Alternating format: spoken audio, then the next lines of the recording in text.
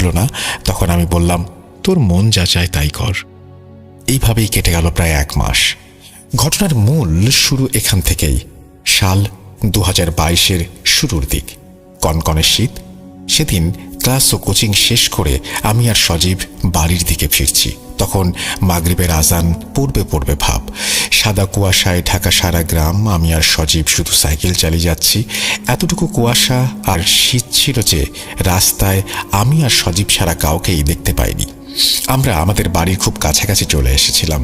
তখনই সজীব আমাকে বলল, হাসান, সাইকেল থামা। আমি সাইকেল থেকে নেমে বললাম, কি হয়েছে? আরেকটি কথা, আমরা যে জায়গায় দাঁড়িয়েছিলাম সেই জায়গার একটু বর্ণনাতেই। এই জায়গার নাম 3 রাস্তার মোড়। 3টি রাস্তা 3 দিক থেকে চলে এসে এই জায়গায় মিশে গিয়েছে। একটা গেছে আমাদের গ্রামের দিকে, আর একটা গেছে আমাদের শহরের দিকে, আর একটা গিয়েছে চাষের জমি এবং অনেক দূরে আরেকটি গ্রামের দিকে।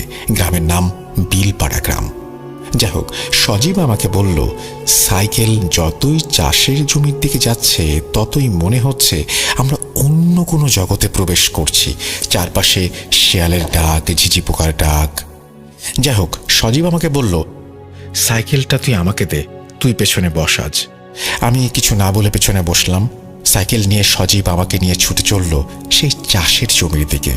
আঁকা বাঁকা মাটির রাস্তা দিয়ে সাইকেল যতই চাষের জমির দিকে যাচ্ছে ততই মনে হচ্ছে আমরা অন্য কোনো একটা জগতে প্রবেশ করছি।